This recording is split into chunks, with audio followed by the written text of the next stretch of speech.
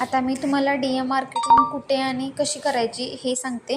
तर तुम्ही एखादं मराठी रील वगैरे आहेत ना ते बघा आणि त्याच्यावरती जास्त लाईक, कॉमेंट, व्ह्यूज वगैरे असतात तर त्याला फॉलो पण करून ठेवू शकता. आणि त्याच्यावरती जेवढे पण कॉमेंट येतात ना त्यांना तुम्ही हे करू शकता, मेसेज करू शकता. त्याला डायरेक्ट DM म्हणजे डायरेक्ट मेसेज असं बोलतात.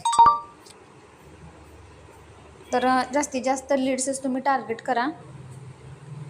हां, आता ही एक मला चांगली आयडी सापडली तर पहिल्यांदा फॉलो करायचं आणि त्याच्यात 2 ते 3 तरी पोस्ट लाईक करायच्या. लाईक पण का करायचं सांगते. ह्याच्यावरती तुम्ही एखादी कमेंट पण करू शकता. लाईक का करायचं? कारण पहिल्यांदा आपण त्यांना अटेन्शन द्यायचं. कारण आता तुम्ही डायरेक्ट फॉलो बी ना करता त्याचे कमेंट जे पोस्ट वगैरे लाईक न करता डायरेक्ट मेसेज करतात तर तो मेसेज रिक्वेस्टमध्ये जाऊन पडतो. त्याच्यामध्ये तो लोक सीन पण होत नाही. तुम्ही जर त्याला पहिल्यांदा अटेन्शन देता, ती कोणीतरी आपली रील वगैरे लाईक करतंय, कॉमेंट आलेले आहेत, फॉलो पण केलेलं आहे, मग ती आपली आयडी 100% बघतो. एखादं असतं की एखादं बघून पण रिप्लाय वगैरे करत नाही वगैरे, तर बऱ्यापैकी रिप्लाय करतात, फॉलो बॅक पण देतात. मग तसं पण तुमचे फॉलोवर्स पण चांगले ग्रो होतील. तर या ॲटिट्यूडमध्ये राहायचं नाही की मी का फॉलो करू म्हणून. तर फॉलो पहिल्यांदा करायचं आणि मेसेज बघा काय करायचं. तर ह्यांची आयडी चांगली ग्रो झालेली आहे. तर मी एक मेसेज तर हॅलो टाईप केले की ते रिटाईप केलेला मेसेज येऊन जातो.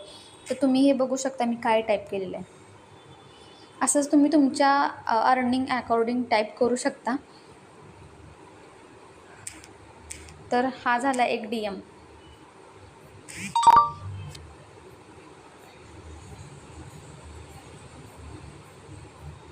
बघा जास्तीत जास्त लेडीजच टार्गेट करा, कारण लेडीजच काम करतात, जेंट्स बऱ्यापैकी काम करतच नाहीत.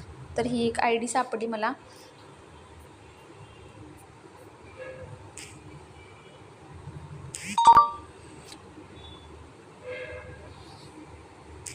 असे DM करायचे.